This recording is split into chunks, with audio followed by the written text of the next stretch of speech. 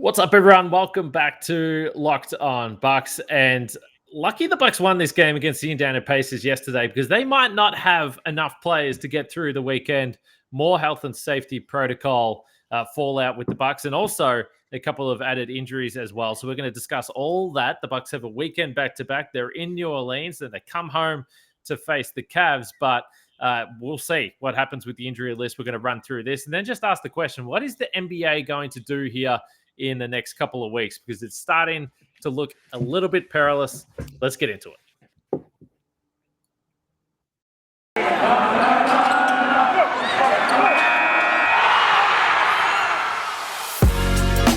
You are Locked On Bucks, your daily Milwaukee Bucks podcast, part of the Locked On Podcast Network, your team every day.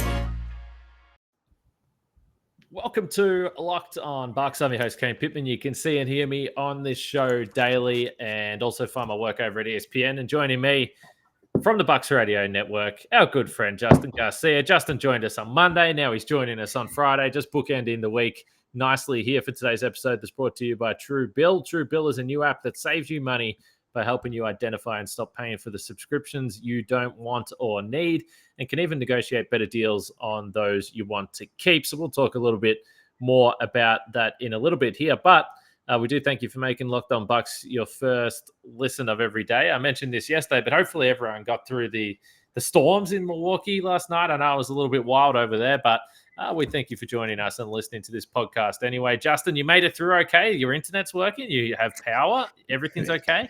It is. I guess knock on wood. So if it just disappears at some point during this recording, I guess we know who to blame. Nothing could get worse than my internet on our podcast earlier in the week. So whatever could happen, I don't think you could quite possibly top that. It would be hard to top the Bucks injury list as well. I mean, this has been a talking point all season long. It's been crazy, really, when you think about the injuries the Bucks have had, the issues they've had along the way to start the season, all the different lineups they've had to go through. So I thought the easiest way to do this was to just start the show and run through where the injury list is as it currently stands right now. It is 9:54 p.m. on Thursday evening, Milwaukee time. So, of course, by the time we finish this, things could change quickly. There's still many hours before the Bucks play the Pelicans, so we'll see. But this is what we've got right now. So, in the health and safety protocols currently, you have Giannis, Donte, DiVincenzo, Wesley Matthews, and Bobby Portis, who entered the protocols today. You have Brook Lopez out, obviously, with back injury. Shemi Ojeleye with his calf issues. Now Thanasis is doubtful as well with a right soleus strain, which is the calf region again. So Thanasis is doubtful for this game. Chris Middleton, however, is probable, but keeping in mind, it's a back-to-back this weekend. I would guess that it's unlikely that he plays both games, but we will see what happens here. So that leaves 9 available players by my count. We've got Drew Holiday, Pat Connaughton, Grayson Allen, George Hill, Jordan Nwora, Rodney Hood, DeMarcus Cousins, Sandro Mamukelashvili, and Javonte Smart. So that's 9 players, and that's including the two-way players. Obviously, Javonte Smart's been playing a little bit anyway. Mamukelashvili, not so much, but he's probably going to have to in this game, Justin, because as I look at this right now, if these are the guys that are the 9 guys that are available, I think Boogie Cousins has to start. Yeah, I mean, I don't know. They got no big men. How much more you can take? That there's just no bandwidth, and we made the joke before the season about overall you feel good about where they are with the talent in the front court. It's just they're not very deep. So if an injury occurs, there could be trouble. And then we saw right off the bat, not only an injury, but Brook is out and Bobby Portis is out, and then Giannis is out and Brook is out, and now it's everybody is out. So it's a good thing you did add Boogie Cousins.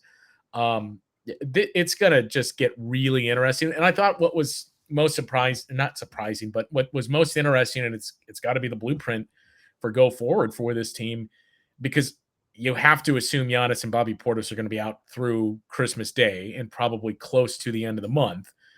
If it goes as we've seen, and they're not LeBron that can post 2 consecutive negative tests. So it's going to be a while. But in that Pacers game, it became apparent of there's a really big team.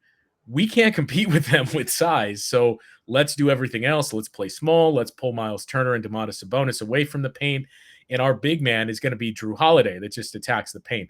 They're going to have to do that to everybody on the schedule now because, they're just in a weird spot where I don't even know what you do. That we were talking about this before recording, but I mean, even when you look at the G League, we've seen the G League get impacted by this too, with players testing positive there, and then players having to be summoned from the G League to NBA teams because of what's going through the NBA. That last week, we've already seen G League games postponed, so I would imagine that's going to continue. And the only workaround is just the quality is not going to be great. We recognize that, but we can't shut down because we don't want to miss out on some of these TV contract monies. So we're just going to allow more roster exemptions, and G League players are going to be who's making up the NBA teams. That's the only thing I can think of for the Bucks and the Bulls and everybody else that's just getting out of this. Yeah, we've seen some familiar names, familiar faces join NBA teams in the last couple of days here. Isaiah Thomas with the Lakers, or it looks like he's going to sign a contract with the Lakers there. Langston Galloway was another player. James Ennis, formerly played for a number of teams, but played for the Orlando Magic in that series that the Bucks played in the bubble in the first round. So a bunch of guys that are just out there waiting. I saw several tweets from Bucks fans saying, okay, how long until... Well, of course, he's been playing well. There's been a bunch of guys down there at the Wisconsin Herd. They've been playing really well as a team.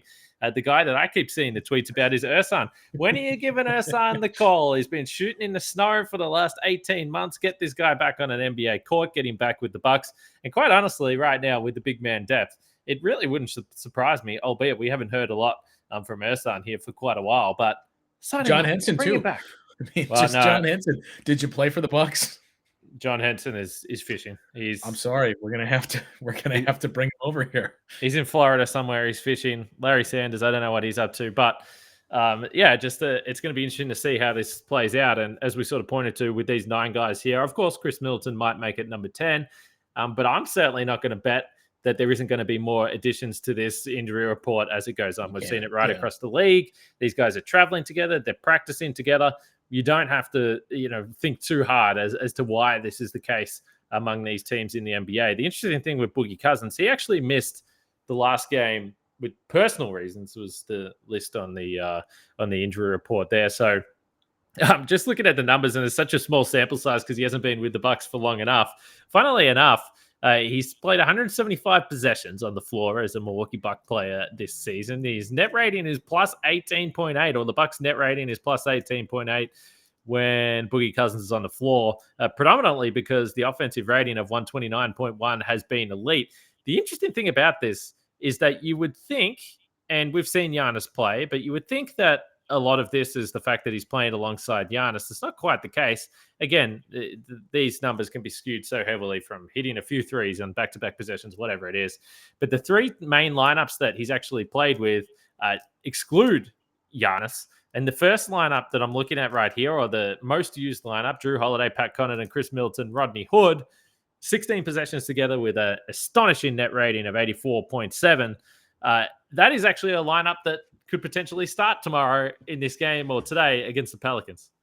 I mean, it was for the Pacers game on Wednesday.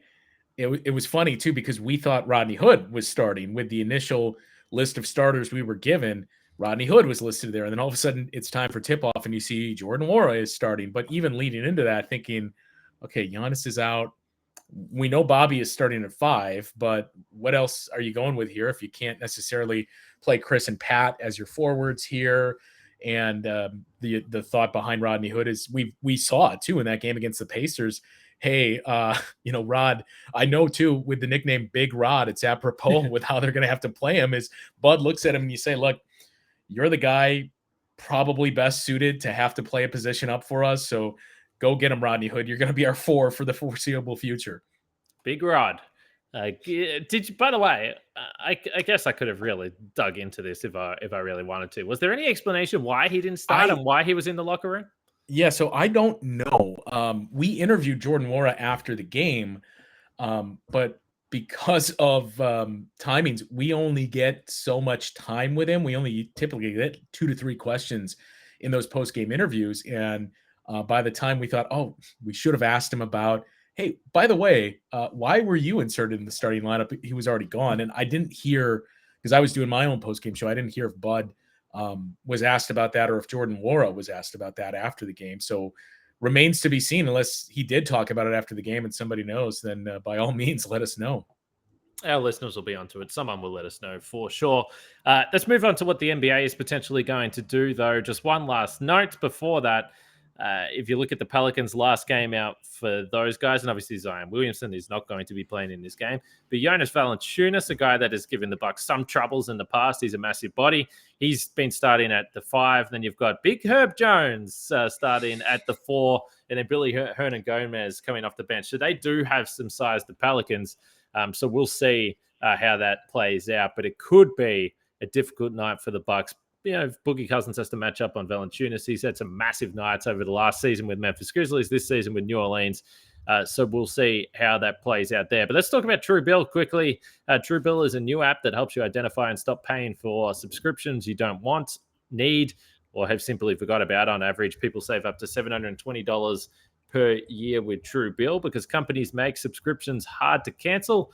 Truebill makes it incredibly simple. Just link your accounts and Truebill will cancel your unwanted subscriptions in one tap. And Truebill Concierge is there when you need them to cancel these unwanted subs, so you don't have to. Over 2 million people are using Truebill, and that accounts to around $100 million bucks of savings. So pretty damn good. So start canceling today at truebill.com/lockedonnba. Go right now. Truebill.com/lockedonnba. It could save you thousands a year. Truebill.com/lockedonnba. Once again, we thank you for making Locked On Bucks your first listen of every single day. And it's like I always say, go check out our friends over at Locked On Packers once you're done with Locked On Bucks. And interestingly enough, as we now transition into what the NBA might potentially do here over the next few weeks, the NFL has made some changes to their protocols. And I saw a tweet from... I can't remember who it was. Dan Graziano, I believe it was, of ESPN fame. And he tweeted something along the lines of the fact that there is steps being taken towards, or they might already be there. Again, this news will change by the time you guys are listening to this podcast anyway, that there might be a new protocol with the NFL where if you're a vaccinated player or a boosted player, whatever, and you're asymptomatic, even if you test positive, you may still be able to play. I think... again, we're still learning everything about this new variant and what it means, but we're going to see. I mean, clearly there's going to be more people testing positive. That's not just in a sports sense. That the sports players right now are tied into exactly what's happening around the entire world. So, I mean, hopefully that is something that we can move forward towards and we can get to that point, because I think that that's the part when you start to really accept that you're living with this thing. It's not just going to disappear. We're 2 years into this. As far as the NBA goes, though, there has been some tweets just come out here in the last few minutes, and I'll read out basically the cliff notes of this. Shams Charania and Woj, I mean, they both tweeted this at the same time. So Woj has said that there will be Christmas protocols, if you want to call that, or holiday protocols, where daily testing and increased use of masks. 52 players have gone into the league's protocols this month alone. Kind of staggering that it's only that much. I mean, it feels like there's every 5 seconds my phone is beeping and it's another player going into these protocols.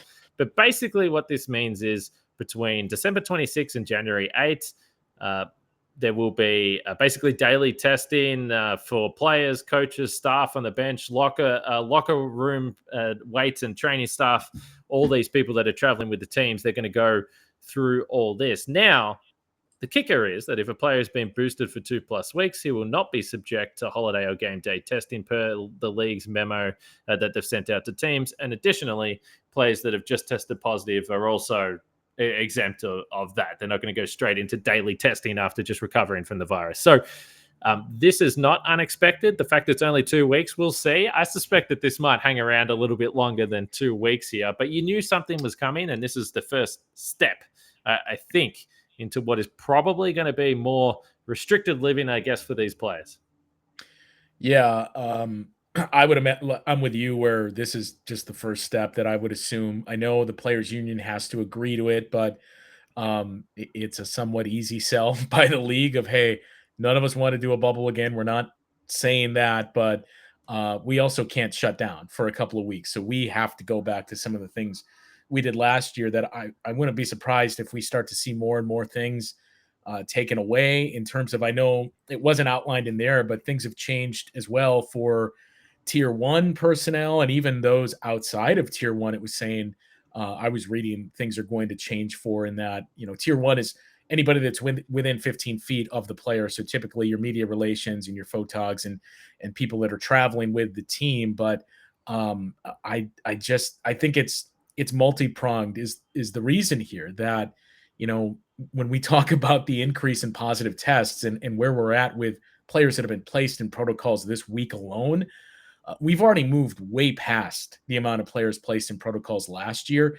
And what's even more alarming about that is when you factor in everything you just said, that, they aren't going through daily testing and they weren't doing that. So imagine last year, if we were still going through daily tests and the amount that you would see picking up here and more positive tests popping up. So I think you're going to see some of those changes that we just saw Woj outline.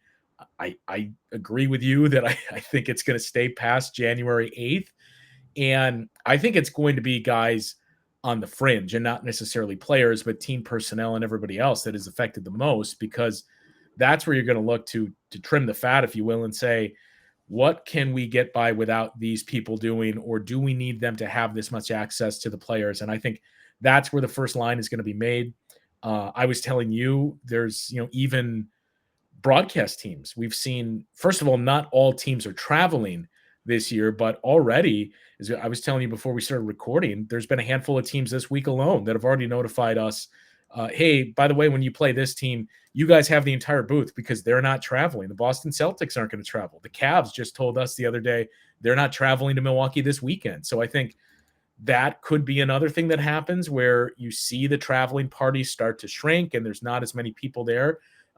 Because all of it's multiple things where you think about last year, that wasn't the case, that now you have media relations, expanded media relations, broadcast teams, they're all in the same buses and they're all getting that interaction to players that was not the case last year. So I wouldn't be shocked if things like that start to go away again. No, I wouldn't be either. And this is just my opinion. And I say this coming from an angle that I am someone, and people will say, well, there'll be some people that will think it's silly or whatever. But I am very cautious with stuff that I do. And I try and choose wisely places I will go and situations I'll put myself in, particularly around this time of year as well, when you are hoping to catch up with family and all that sort of stuff. So I say that from that point of view, but I would still be very surprised if they shut the season down because my point of my angle of this, or the way I look at it when I say that I would be surprised if they shut down the season, is that I don't really see any sense in it unless you're planning to shut down the NBA for months. Because, I see some suggestions out there, shut it down for 2 weeks. Well, that's not going to achieve anything. Unless you wanted to shut down the season for a month and say we're returning in a quarantine situation, in a bubble again, which, again, I don't think the players will agree to. I don't think they'll get a tick of approval there. So this thing isn't going to go away in the matter of a month. We know that. We've been living this life for the last 2 years. So that's why I just think shutting the season down is probably unlikely, as scary as it is that you're seeing all these players go into these protocols. And we always say this first with Giannis and Bobby and Donte and Wes, and hopefully those guys are doing well. We don't really know, but hopefully they're healthy and hopefully feeling okay. Yeah. And I know Bud was asked about that, about Giannis, and said he didn't want to disclose and hadn't had that content. It wasn't, it was for Giannis to share if he wants to. So yeah, we hope certainly that these guys are asymptomatic and not experiencing anything from being in the protocols here. But yeah, if you shut it down, let's entertain the 2 weeks thing. Number one, the league is not doing it unless it just really starts to boil over here where we're reaching the point of, hey, the Bucks, the Nets, the Bulls, all these teams were reaching like half the league that just doesn't have 8 players, then they would entertain it. Otherwise, for the simple fact that what's, a week away now, the big Christmas Day showcase, which is already going to be impacted with assuming no James Harden, no Giannis, who knows what else is going to develop through the week, but they're not walking away from that money, number one. But also to the point you raised, fine, let's say you do say we're going on pause for 10 days or 2 weeks. I think teams would be a little more hesitant over that because they don't have as much interaction and control over what the players are doing. Sure, you can say these are the protocols and you cannot do this, but you also don't know that that's the case. And you don't know that they're not going to gather with their family or people are going to bring it into their home. And then it's just 2 weeks of basically no supervision where 2 weeks later we could have an even bigger issue. Yeah, and you're also not going to shut down the practice for 2 weeks and have no team activities and then start the season again. So then it becomes a longer event. So to me, it just seems like something that will be unlikely. But I tell you what is never unlikely, and that's my love for Built Bars. This holiday season, grab the protein bar that tastes like a candy bar. It's better than a candy bar, actually. That's Built Bar. It's filled with so much holiday goodness, rich with decadent flavor, covered in chocolate, but amazingly low in calories, sugar, net carbs, and fat, but high in protein. So you get the best of both worlds. Delicious and healthy. Built Bar gives you that extra fuel you need to bust down those mall doors and battle all the holiday shoppers. Or if you're just standing in endless shopping lines, Built Bar can give you that extra something to keep you going. So throw one in your jacket or purse. You never know when you're going to need it. Of course, you guys know the deal. You get 15% off your order. Just use the promo code LOCKED15. Go to built.com, use promo code LOCKED15, and you'll get 15% off your order. And the one thing that we will be doing, after the conversation we just said, the one thing we hope we will be doing over the holiday period is watching plenty of sports, and BetOnline has you covered with all the props, odds, and lines more than ever before, particularly as football heads towards the postseason there. So BetOnline remains your number one spot for all the sports action this season. They have a new updated desktop or mobile website, and sign up there and you can receive your 50% welcome bonus on your first deposit. Just use the promo code locked on to receive your bonus. If it's not football, there's basketball, NHL, boxing, UFC, Vegas casino games. They've got it all. So don't wait to take advantage of all the amazing offers available for 2021. BetOnline is the fastest and easiest way to bet on all your favorite sports. That's BetOnline, where the game starts. So as we continue the conversation here, we should also say another piece of news that came through today. Jabari Parker from the Celtics, our old friend, he also went into the protocols. And as we talk about the Christmas Day game, well, they're playing the Celtics. And now they've just had this creep in. So who knows what that's going to mean for the Celtics. Of course, they've already had their issues before in the past. Tatum and Brown have both had COVID before. So, I mean, hopefully they don't get it again, or hopefully they're fine and they'll be playing in this game. But just stand by to see how this implicates the Celtics as well. And this is a massive blow for the fans. I mean, we spoke about this, and even fans in New Orleans, one chance to see Giannis tomorrow. They won't get to do it. This is going to be the case for a number of people, certainly probably Bucks fans traveling home for Christmas period. They're not going to get to see Giannis as well. So this all does suck. And I always look at the sports, and outside of the health of the players, I always do look at this from the fan perspective and say, well, you know, I think about the fans first and who they want to see and the quality of game they get to see out there. But it's a shame. It's frustrating. I'm definitely over it. I wish that we didn't have to have a podcast about this once a week or however long we've been doing this. Ultimately, the sentiment I'm seeing from Bucks fans is there a chance that we can just see this team fully healthy once this season? Can we get all the guys out on the floor? Of course, Donte wasn't there, but the one time we did see it, opening night, the team looked pretty damn good. Yeah, I mean, and even the 11 or 12 games that we've seen Giannis and Drew and Chris together, and they've lost just once. It's kind of the same as last year early in the season where there was a lot of up and down, but when those three guys are on the court together, then you notice like, yeah, they're really good. So I can hear what we're being told about this team in the playoffs.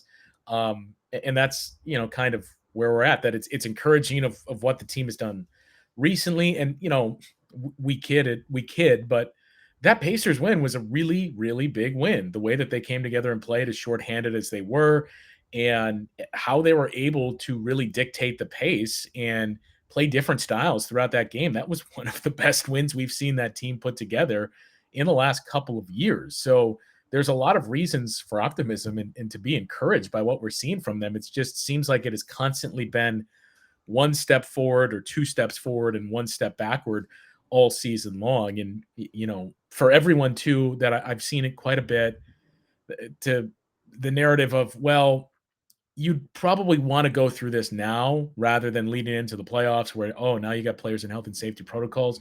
Sure, if you could guarantee that that's all it's going to be. I mean, this isn't even the Omicron variant that's going through the NBA right now. So it's kind of like what you said before of it's, I've been extra cautious. I think it's just on all of us that we have to continue to do that because this is nowhere near over. And everybody that's, I've been asked too about, hey, are they going to remove fans from the arena? Or do you see this and this happening? I mean, look, I would just operate under the assumption that anything is on the table and just be thankful we have what we have, because none of us want to go back to what it was a year and a half ago, where it's gone for X amount of months. And that's sports that we're just talking about in general. So there are larger problems to have. So let's just try to get this under control. Yeah, I would suggest this is something that I've been saying for a while now. The idea of planning things, and it makes it really difficult. It makes it impossible. But yeah, I mean, I've gone beyond the point of trying to plan things or look to the future and guess what's going to happen. We shall see. Interestingly, for as much as we've talked about this Bucks team and everything they've gone through so far, they are 19-11. They are second in the Eastern Conference, which is kind of just crazy to think about. I just did the quick calculation. They're on 52 win pace right now, which is honestly kind of crazy. The fact that they've still been able to win. And if you want to have any type of positive about this, again, let's hope that all these guys are playing, but you get the chance for Jordan Nwora here to run into some form. You get Rodney Hood some minutes. And that is important because as long as the regular season goes, we've seen it from time and time again, there's going to be guys that you need to stay ready to get reps, be on court. Maybe you will need them in a playoff situation. Rodney Hood's had a couple of nice games here in the last week, and Jordan Nwora at least got some shots to fall down. So this is the only other positive, and even from a Boogie Cousins point of view, who we've spoken about a lot, let's get an extended look at him here and see whether he's someone that they are going to keep beyond the next few weeks. It's a great opportunity, especially for Rodney Hood. That it was not even 2 weeks ago, a week ago at the most, that I think everybody was moving towards, okay, this team is starting to get healthy, and you were starting to go through the rotations in your mind, especially once we saw the Donte was expected to return on Wednesday, and you thought, man, this is probably means the axe is coming for Rodney Hood in terms of minutes in this rotation, and then did what he did in Boston against the Celtics, or against the Knicks, beg your pardon, and played pretty well last night against the Pacers as well. So he's almost been granted a stay here, and he's made the most of it this week. So now he gets an opportunity to do even more, and I think part of it is just more time with his team and getting more comfortable, but this is a great opportunity for Rodney Hood. Yep, absolutely. And like we mentioned, they got a back-to-back on the weekend. They'll play New Orleans, then they'll host the Cavs, who have been in crazy form themselves. And again, you talk about a team that has some big players in the lineup. Maybe the Bucks might be a little bit stretched in this game against the Cavs, but we'll see. We're going to have the weekend off, though. We'll be back after the weekend, so we'll be able to wrap up both of these games. I'm sure by then the landscape has changed. If anything crazy happens on the weekend, we might throw out a podcast there. I know you guys will definitely be asking for it. If anything happens, hopefully it's a drama-free weekend, though, for the Milwaukee Bucks. That sounds pretty nice to me. Make sure you check out the Locked On Bets podcast with your boy Q and handicapping expert Lee Sterling as well. If you're into that type of thing, Locked On Bets has got you covered. Justin, you just enjoy the games for what they are this weekend. Stay safe yourself and just take it easy. Yeah. Hey, the good news is I just got my shipment of Built Bars, so I'm well stocked up for being back in the arena. But I was telling you, the other thing I would encourage people, turn off notifications, because now I don't even know what to think. I saw the Bobby Portis news, and then a couple of hours later, I guess I have notifications on Reddit turned on that I saw a post come through on my phone with just a picture of Drew Holiday. And my immediate assumption was, oh God, Drew Holiday is in health and safety protocols as well, but it was not. Yeah, by the way, it's a good point you bring up the Built Bars. Like I mentioned, there was some crazy weather in Wisconsin over the last few days. If you're afraid that you're going to lose power, any type of weather event, Built Bars, the perfect snack. Have them there. Have your stock ready, and you will never go hungry. So shout out to Built Bar. There's an extra little plug for those guys. But as far as this pod goes, like I said, we'll be back likely after the weekend unless anything pops up. But for now, for Justin, for myself, we'll leave it there. Stay safe. Enjoy some Bucks basketball over the weekend and seeing some different faces on the floor. We'll speak to you after the weekend.